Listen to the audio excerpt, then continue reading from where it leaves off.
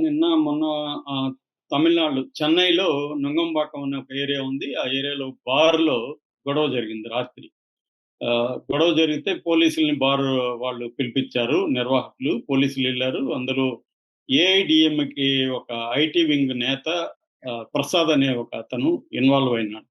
So, అతన్ని పట్టుకొచ్చారు. అతని గురించి వాకప్ చేస్తే ఇతను డ్రగ్స్ అమ్ముతాడు అని పోలీసులకి తెలిసింది. మామూలుగా ఏఐడీఎంకే అంటే ప్రతిపక్షం గాబట్టి, డీఎంకే పార్టీ అధికారంలో ఉంది గాబట్టి, కొంత ఎక్కువగానే పోలీసులు ఫోకస్ పెట్టారు. దాంతో ఈ ప్రసాద్ ఎవరెవరికి అమ్మారు, ఏంటి మొత్తం అతని ఫోను, ఆ డీటెయిల్స్ అంతా చెక్ చేశారు. చెక్ చేస్తే అదేదో అంటారు గదా! తీగ లాగితే డొంకంతా కదిలినట్టుగా సినిమా వాళ్ళకి గూడా చాలా మందికి అమ్మినట్టుగా అతను తెలిసింది. అయితే అందులో ప్రముఖులు ఎవరు లేరు. కానీ 'శ్రీరామ్' అలియాస్ శ్రీకాంత్ అనే అబ్బాయి హీరోగా చేశాడు గతంలో.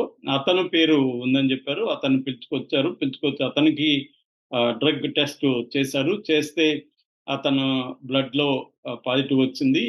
ఇతను డ్రగ్స్ తీసుకుంటున్నట్టు తెలిసింది. ఇప్పటివరకు 40 సార్లు ఇతని దగ్గర ఈ 'శ్రీరామ్' అలియాస్ శ్రీకాంత్ కొన్నట్టుగా తెలుస్తుంది. 1 గ్రాము 12,000 చొప్పున అతను కొకైను ఇట్లాంటివి కొన్నాడని ఒప్పుకున్నాడు. సో, బ్లడ్‌లో గూడా ఉంది గాబట్టి అతని మీద ఎన్‌డీపీఎస్ యాక్ట్ అంటారు. అంటే narcotic drugs and psychotropic substances ఇది యాక్ట్ ఇది. ఈ యాక్ట్ కిందనే డ్రగ్స్ ఉన్నోళ్ళని అరెస్ట్ చేస్తారు. సో, ఈ 'శ్రీరామ్' ఎవరు ఓహ్, అంటే మనకి తిరుపతి ఇతనిది యాక్చువల్‌గా నేటివ్.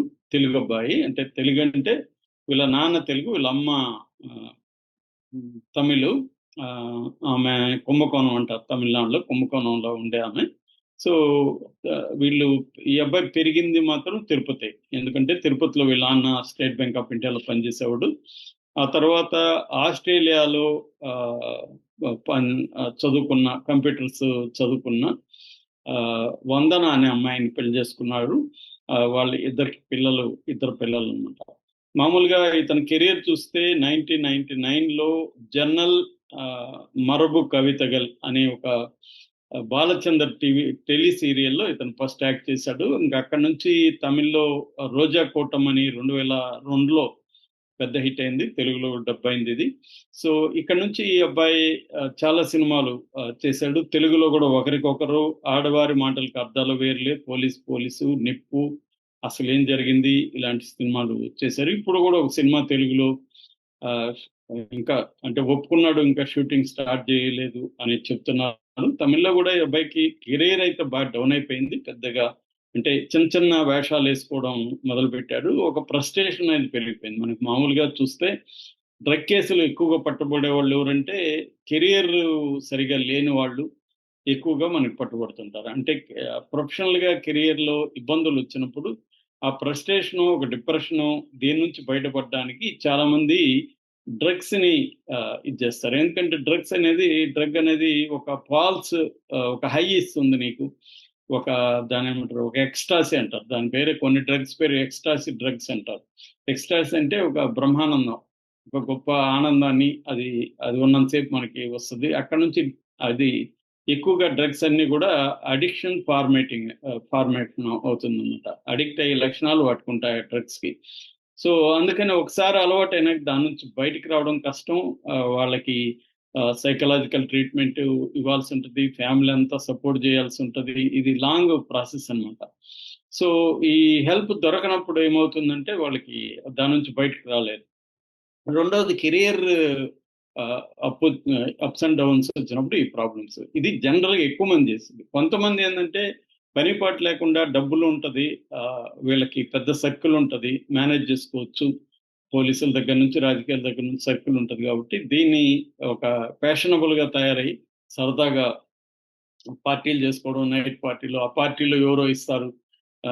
ఈ మందు కంటే కూడా ఇది బాగా కిక్కిస్తదని. సరే సరదాగా ట్రై చేద్దామని క్యూరియాసిటీతో ట్రై చేసి అది మెల్లమెల్లగా అడిక్షన్‌లోకెళ్ళిపోవడం. ఈ బ్యాచ్ కూడా బానే ఉన్నారు. ముఖ్యంగా స్టూడెంట్స్‌లో ఈ మధ్య విపరీతంగా గాంజా అండ్ ఇట్లాంటివి చూస్తున్నాం మనం. ఈవెన్ హైదరాబాద్‌లో కూడా మనం చూస్తున్నాం. ఇక్కడ ప్రధానంగా ఏందంటే పోలీసులు ఎంతసేపటికి ఈ కన్స్యూమర్స్ అంటే కన్జ్యూమ్ చేసే వాళ్ళ మీదనే ఎక్కువగా దృష్టి పెడుతున్నారా? లేకపోతే ఈ ఈ ట్రాన్స్‌పోర్టు అసలు ప్రొడక్షను, ట్రాన్స్‌పోర్ట్. అంటే ఇప్పుడు గాంజా ప్రొడక్షన్ ఎక్కడ జరుగుతుంది? ఎక్కువగా ఫారెస్ట్ ఏరియాలో జరుగుతుంది. ప్రొడక్షన్‌ని మనకి శ్రీకాకుళం ఆ ఏరియాలో ఎక్కువగా అక్కడ వైజాగ్, శ్రీకాకుళం ఏరియాలో రైతులు ముఖ్యంగా ట్రైబల్స్. ఎందుకంటే వాళ్ళకి ముందే వీళ్ళు గాంజా వ్యాపారస్తులే వాళ్ళకి మొత్తం ఇస్తారు గింజలవన్నీ. వాళ్ళు ఆహ్, పెట్టుబడి గూడా ఇస్తారు. దాంట్లో బాగా డబ్బులు గూడా ఎక్కువొస్తాయి గాబట్టి మిగతా పంటల కంటే ఇది పండిస్తే డబ్బులెక్కువొస్తాయని దాన్ని పండిస్తున్నారు. సో, ఇది చాలా ఆహ్, దాన్నేమంటారు కాంప్లెక్స్ ఇష్యూ. అంటే ఈ రైతులకి వేరే ఆల్టర్‌నేటివ్ చూపిచ్చాల్సుంది. అట్లాగే